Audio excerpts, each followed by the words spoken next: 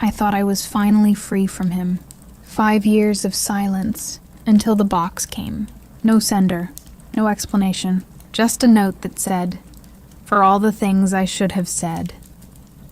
I wish I'd never opened it. Before we begin, don't forget to subscribe. It really helps me keep bringing you more amazing stories like this one. It's been 5 years since I walked away from him. 5 years since I finally found the strength to leave. He wasn't the kind of man who screamed or threw things. His cruelty was quieter and slower, like poison you don't notice until it's too late. Every argument was my fault. Every insecurity I had was something he'd use later, softly, almost kindly, to remind me I was less than him. By the time it ended, I barely recognized myself. I was anxious, hollow, and afraid of my own thoughts. Therapy helped. Time helped. And I told myself I was done with him. Forever.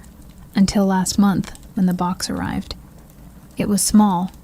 Plain cardboard, no return address. But the handwriting on it made my heart stop. That sharp, elegant cursive, I knew it. His handwriting. There was a black ribbon tied around it and a tag that said, "For all the things I should have said." My first instinct was to throw it straight into the trash. But I didn't. Curiosity, or maybe old habits, made me take it inside. Inside the parcel was a small wooden box. Dark, heavy, and beautifully carved. Vines and leaves wrapping around its edges like veins. It looked ancient. Almost sacred. I sat at my kitchen table for a long time, staring at it. Then I lifted the lid. Empty. No note, no message. Just a lining of soft black velvet that seemed to swallow the light. I laughed bitterly. Of course it was empty. I left it on the shelf in my living room and tried to forget about it. The next morning I saw something inside. A small folded piece of white paper. I froze, because I knew that box had been empty last night. I picked it up and unfolded it with shaking hands. It said in that same familiar handwriting, "I'm sorry for making you cry at your birthday dinner." I felt my stomach twist. That night, my friends, the candles, the way he mocked me until I fled to the bathroom in tears. It all came flooding back. I hadn't thought about it in years. That night, another note appeared. "I'm sorry for reading your journal." Then another. "I'm sorry for lying about where I was that night." Each new note was a confession. Specific, personal. Things only he could have written. At first I felt vindicated, like every lie. Every manipulation was finally being acknowledged. But the relief didn't last long, because the notes started to get darker. "I'm sorry for watching you while you slept." I stared at that one for a long time, because I used to wake up sometimes and feel him staring at me. I'd open my eyes and he'd be lying there, eyes closed, pretending to sleep. I thought I was imagining it. Then came another note. "I'm sorry for putting that keylogger on your laptop." Another. "I'm sorry for following you that day you said you were visiting your sister." Each message revealed something worse than the last. It wasn't just emotional abuse, it was obsession, surveillance, control. By the end of the week, I couldn't sleep. I decided to get rid of the box. I carried it outside and threw it into the dumpster behind my building. I watched it disappear under a heap of trash and walked away, heart pounding.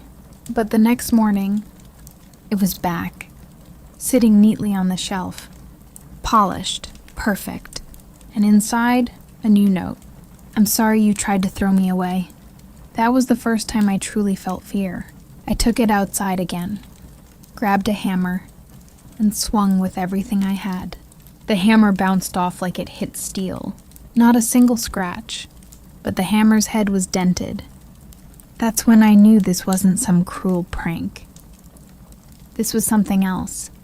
The notes kept coming, but now they weren't just about the past. One morning I found I'm sorry for what the woman on the bus is about to say to you." An hour later, a woman accidentally spilled her coffee and turned on me in rage.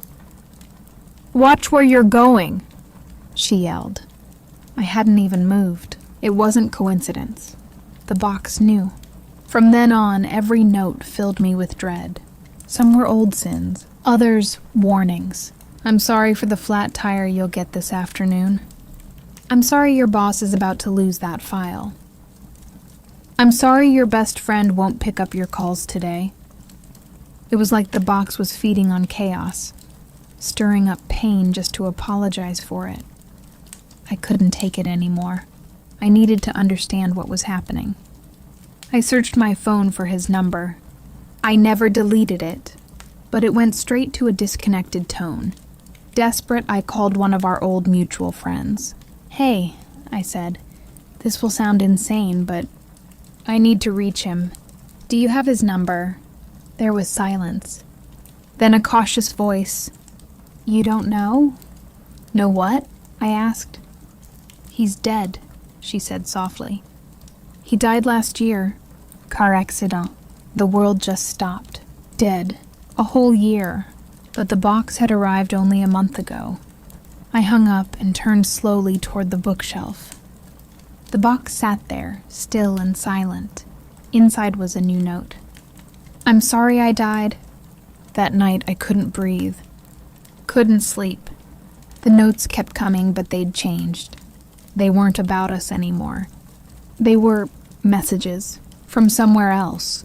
"I'm sorry I was thinking of you when I died. I was holding this box. I'm sorry the sky is red here. I'm sorry the people here don't have hearts." Each note felt colder than the last, like I was opening a window into hell, and whatever was there could see me. And then this morning, I found the final note, the one that made me start writing all this down, hoping someone can tell me what's happening. "I'm sorry. I have to go now. The one with the smiling face is coming to torture me again." The box is still on my shelf. It's quiet now, but I know there's another note waiting inside, and I'm too afraid to open it, because every time I do, it feels like he's getting closer. They say the internet connects us, that it brings people closer. But no one talks about the parts that feel too close. The moments when someone online knows you a little too well. I used to think meeting someone virtually was safer. No pressure, no judgment, just words and connection. Until I learned the hard way. Before we begin, don't forget to subscribe. It helps me share more haunting stories like this one with you. I met him online. I know how that sounds. Naive, predictable, maybe even stupid. But at the time, it didn't feel that way. It felt normal. Everyone meets people online now. You scroll, you chat, you connect, simple. His name was Eli. We met in the comments under a post about horror novels.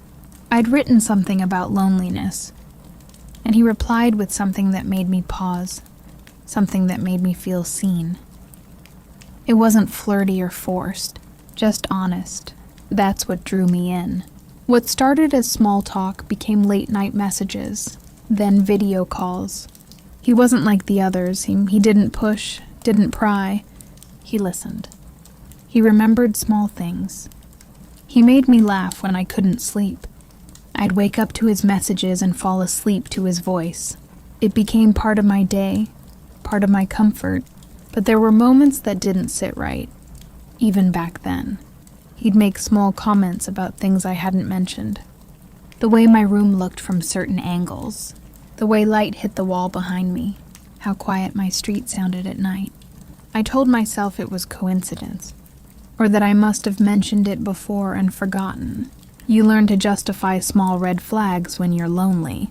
After 2 months, he suggested meeting in person. He said he didn't live far, and I believed him. We planned dinner at a restaurant by the river, public safe. I remember feeling nervous, but also excited. like I was finally meeting someone who really understood me. When I got there, I recognized him right away. He looked exactly like his pictures. But something about seeing him in person didn't feel right. The energy was different. It's hard to explain. He smiled the same way. Said the same kind of things, but it felt rehearsed. Like he was imitating the version of himself I'd fallen for. He barely ate. Mostly he watched me.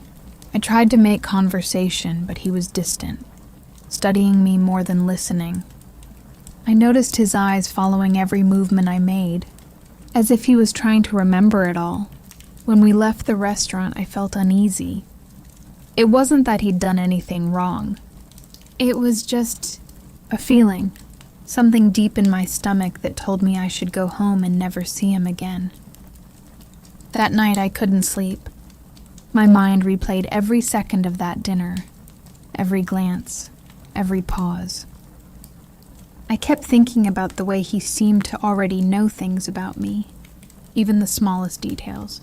The next morning, I noticed tiny scratches around my door lock, just thin curved lines, like someone had tried to fit a key that didn't belong.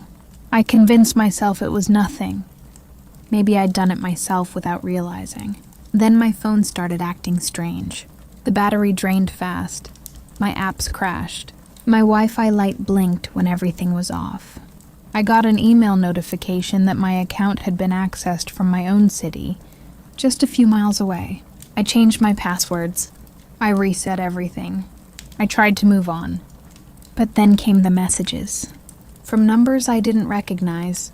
Emails from blank accounts, all saying small personal things no one should know.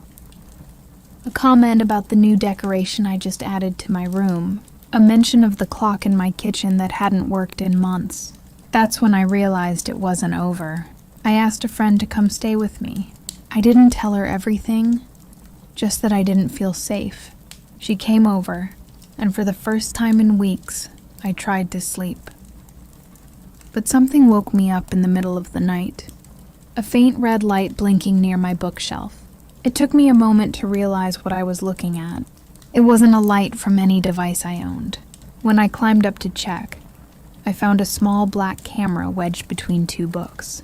Hidden so perfectly I would never have noticed it if the light hadn't blinked. We called the police. They found more.